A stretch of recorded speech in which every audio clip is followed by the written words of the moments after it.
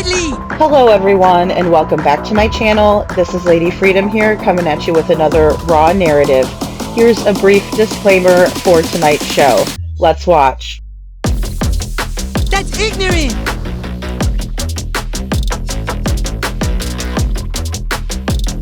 Allegedly, that's ignorant! Ignorant.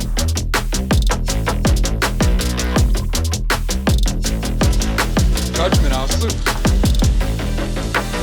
Oi, you read my thoughts. You've got the shinning. You mean shining? Shh, you wanna get sued? Judgment, I'll slip. You just use that shin of yours to call me and I'll come a-running. But don't be reading my mind between 4 and 5. That's Willie's time. Hey, yo, boss. I love it when he does that.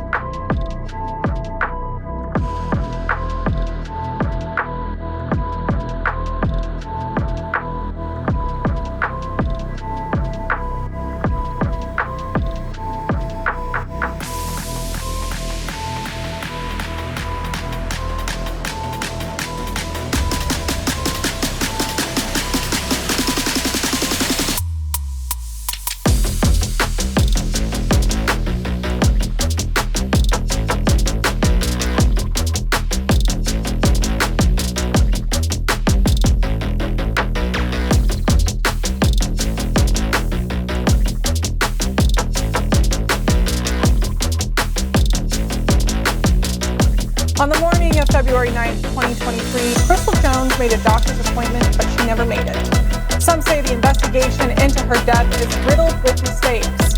Now, almost 2 years later, the family says they are haunted by questions that may never be answered.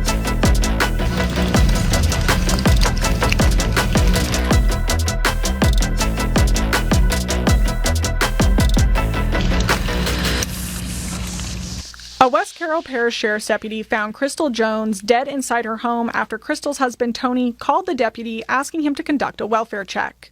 According to the investigative report, just hours later, the chief deputy interviewed Crystal's husband for the first time. I'll be taking the statement from Tony in reference to a self-inflicted gunshot wound of his wife, Miss Crystal McCrory Jones. Crystal's sister, Jana, believes it should have been investigated more before the sheriff's office declared it a suicide. It took them 7 minutes to interview him, and in that 7-minute interview, they mentioned that it was a self-inflicted gunshot wound. Eventually, reports did come back. According to letters sent to state police from Jana's lawyers, those reports were full of errors and discrepancies. Jana says one glaring mistake made her question the entire investigation. The investigative report states law enforcement never found the shell casing. The husband did a week later. But Sheriff Matthews says the casing is pictured in the crime scene photos. That's when I said something is wrong, because he said that casing was plain as day in a crime scene photo that 5 sets of eyes had missed, and it wasn't there. It's in no crime scene photos. As the investigation continued, Jana says the amount of errors kept piling up.